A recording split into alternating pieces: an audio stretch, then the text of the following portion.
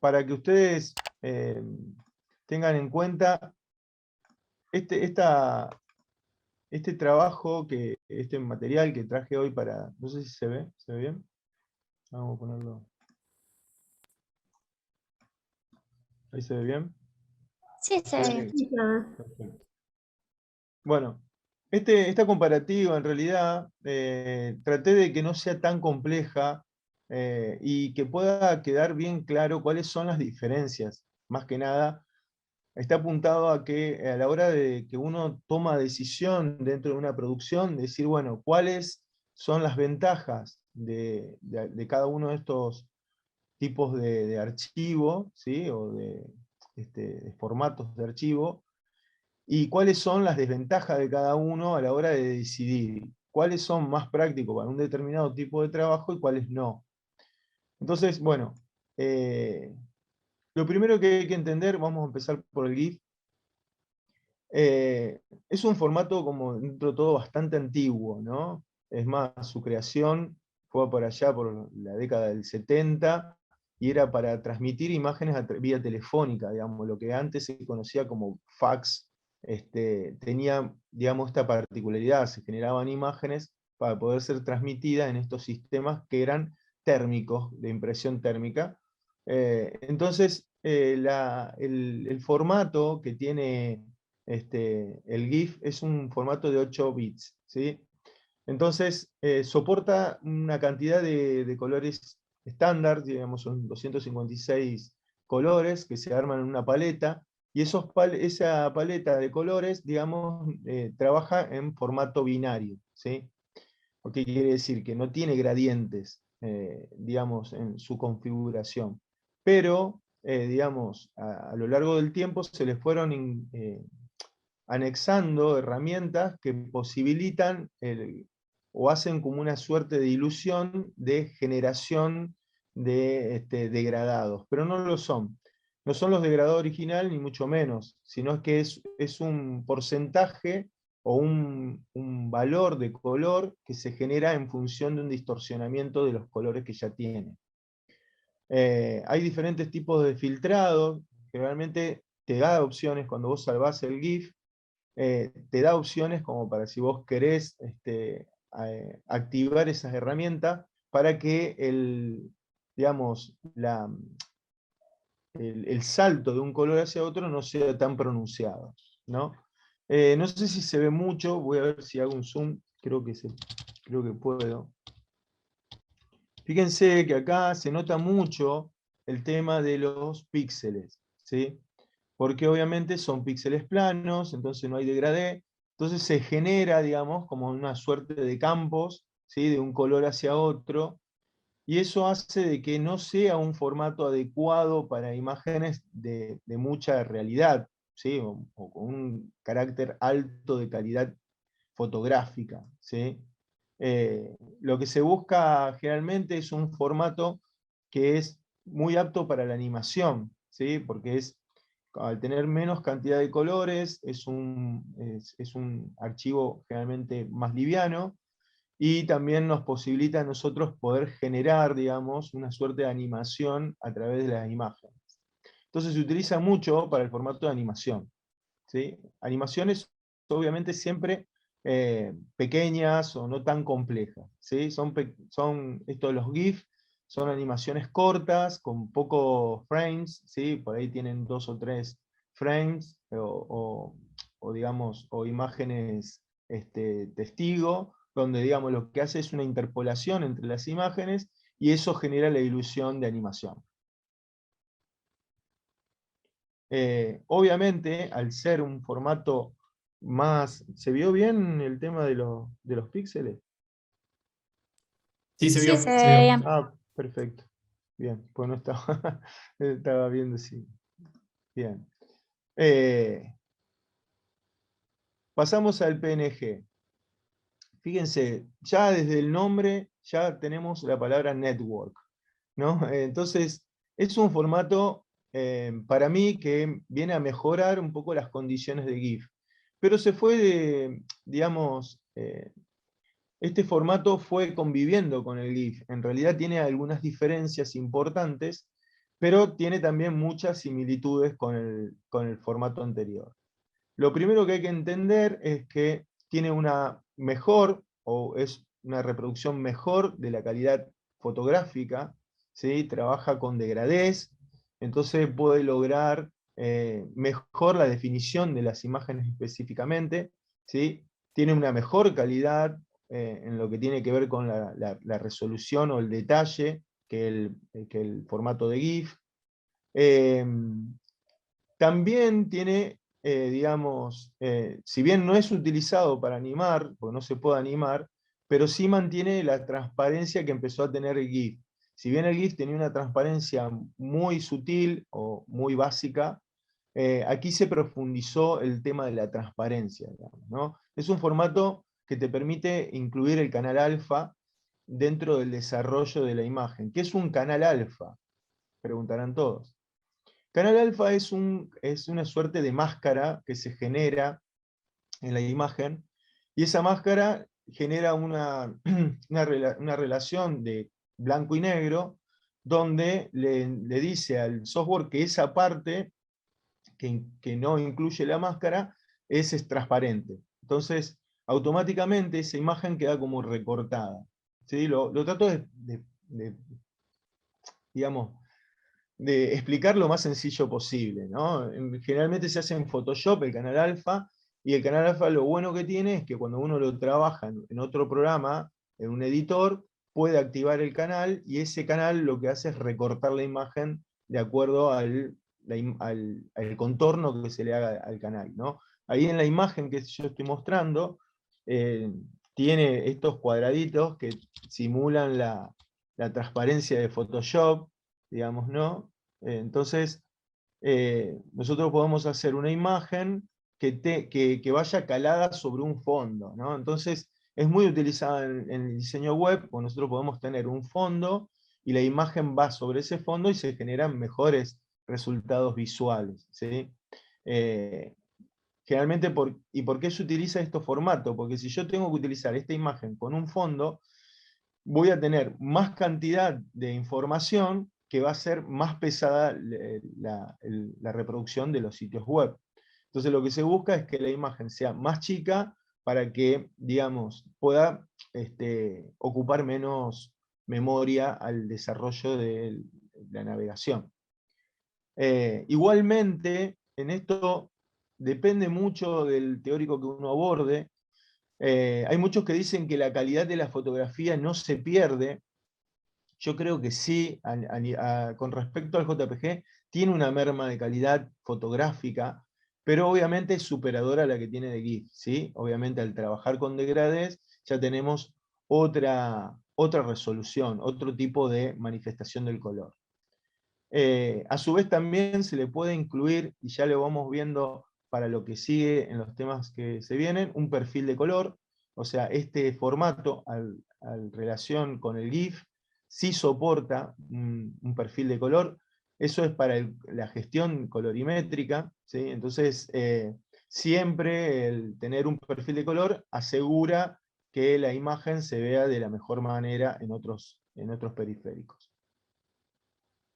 Obviamente es un poco más pesado porque no tiene un sistema si bien utiliza un sistema de compresión, pero no es un sistema de compresión tan fuerte como el de JPG, digamos, ¿no? Utiliza algoritmos matemáticos para comprimirlo, pero la compresión es más reducida. Cuanto más niveles de colores utilicemos, más pesado va a ser.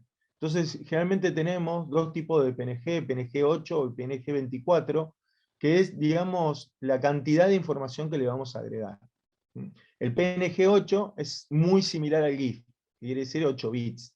En cambio, cuando saltamos a 24, 24 que es la cantidad de bits, ya es una calidad tipo RGB, digamos, ¿no? Como para que sepan cuáles son los formatos. Por lo menos a grandes rasgos, no queremos entrar en tantos tecnicismos. ¿Estamos hasta ahí? Voy a volver al formato. Bien, JPG o JPEG, ¿no? Generalmente se utilizan de las dos maneras. Una vez me preguntaron cuál era la diferencia y yo no la sabía en ese momento. En realidad, pero tiene que ver con las nomenclaturas. En un momento los que utilizaban Apple tenían una nomenclatura y los que utilizaban Windows en otra, pero en realidad las dos formas se toman como sinónimos, ¿sí?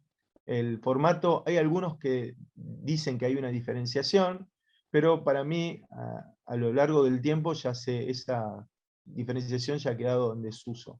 Sí hay formatos mejorados de JPG, como JPG 2000, o hay otros nombres que le ponen en los software, creo en el Photoshop hay otro más, que no me acuerdo cómo se llama, pero básicamente, en realidad, el sistema es siempre el mismo, ¿no? Y lo que generalmente se busca es que mejorar el proceso este de compresión y pérdida de información, que es como el talón de Aquiles de JPG, ¿no? Ya que utiliza un sistema de compresión en bloque, o también llamado mosaico, donde lo que hace es compilar la información en capas, y digamos, la información que ve muy, muy similar la descarta. El JPG 2000, digamos, lo que hace es mejorar ese proceso de compresión, hay menos pérdida de información, pero sigue teniendo más o menos las mismas problemáticas.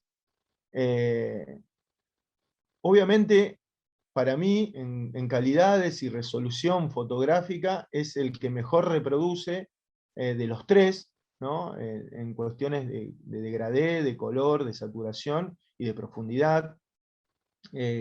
Obviamente trabaja con los formatos CMYK, a diferencia de los anteriores, que trabajan en RGB.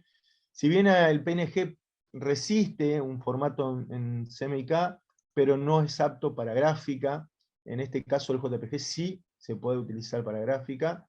Y lo más interesante de este formato es que comprime las imágenes para poder utilizarla no solamente para un proceso de producción gráfico, sino también un proceso de producción web. Entonces, creo que aquí, si bien tolera el canal alfa, no tiene transparencia JPG, no es como el PNG, digamos. Nosotros le podemos poner un canal alfa y lo tenemos que activar de alguna manera. O sea, no viene por default como el PNG que viene ya recortado, sino que es mucho más complejo. A diferencia del PNG, esa es una de las cosas que no tiene como positivas, ¿no? En el caso de lo que yo decía del desarrollo web, cuando utilizamos una imagen con el fondo, en este caso la de JPG, tenemos que usarla completa, con el fondo incluido. ¿Está? Los tres elementos son multiplataforma. Eso está bueno porque podemos utilizarlos no solamente Windows o Apple, sino también en los diferentes sistemas que hoy tenemos de telefonía móvil, ¿no? Y son formatos que son utilizables, digamos, en los sitios web. Entonces, obviamente son multiplataformas.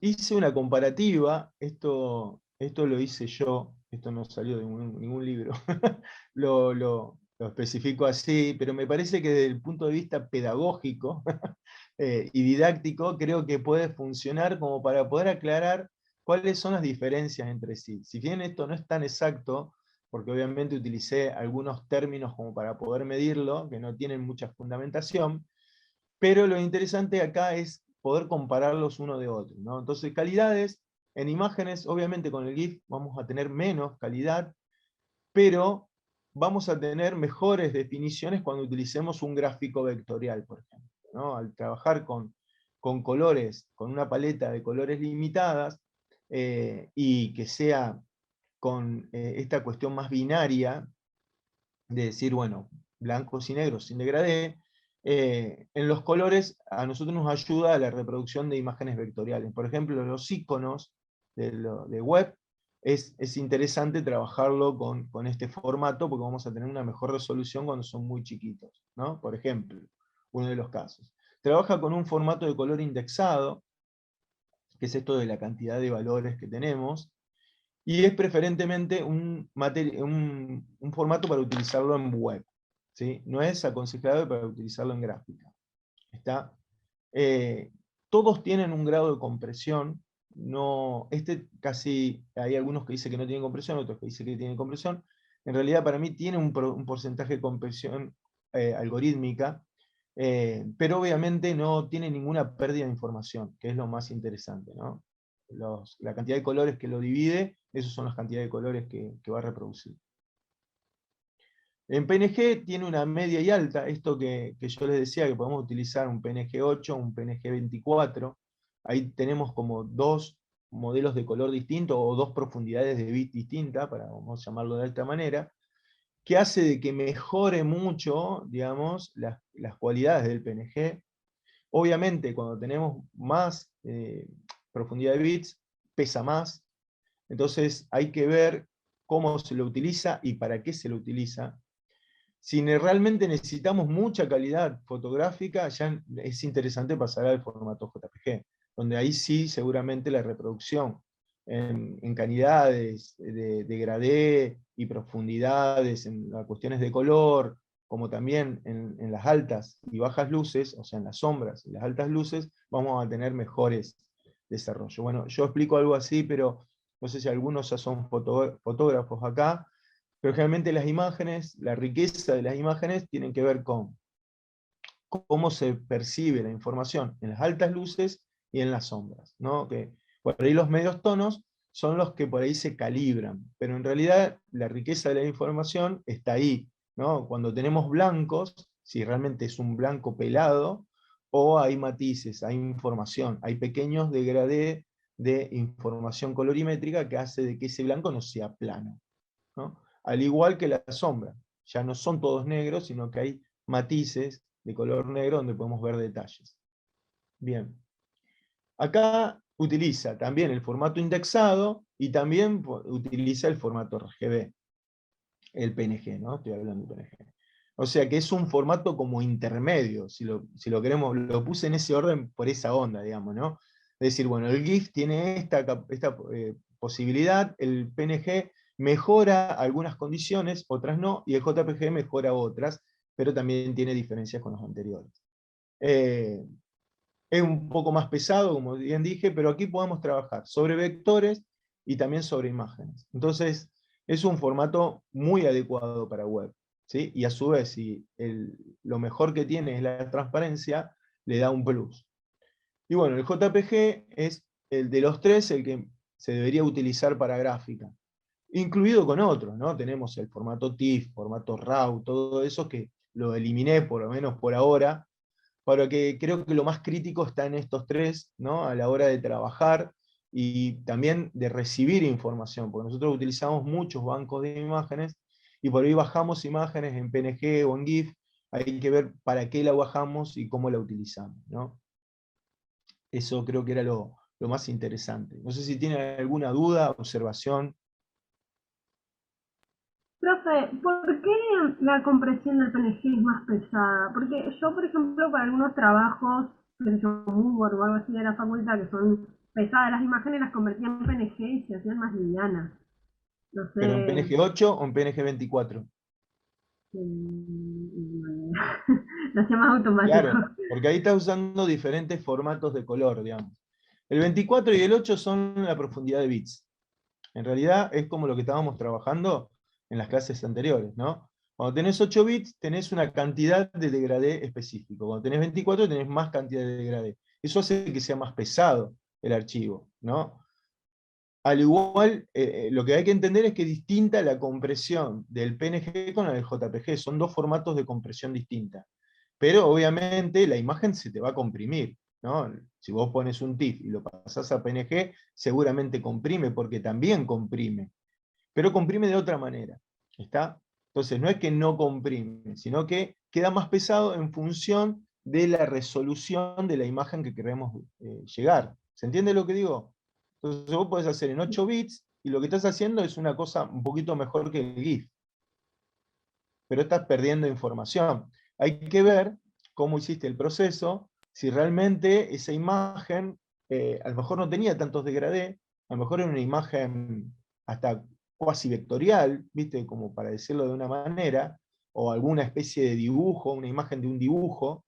Entonces, por ahí no necesitas tanto detalle, pero cuando trabajas con una fotografía mucho más compleja, por ejemplo, un rostro en primer plano, o un detalle, o una foto de un paisaje. Entonces ahí cuando vos empezás a ver pérdida de información, digamos, ¿no?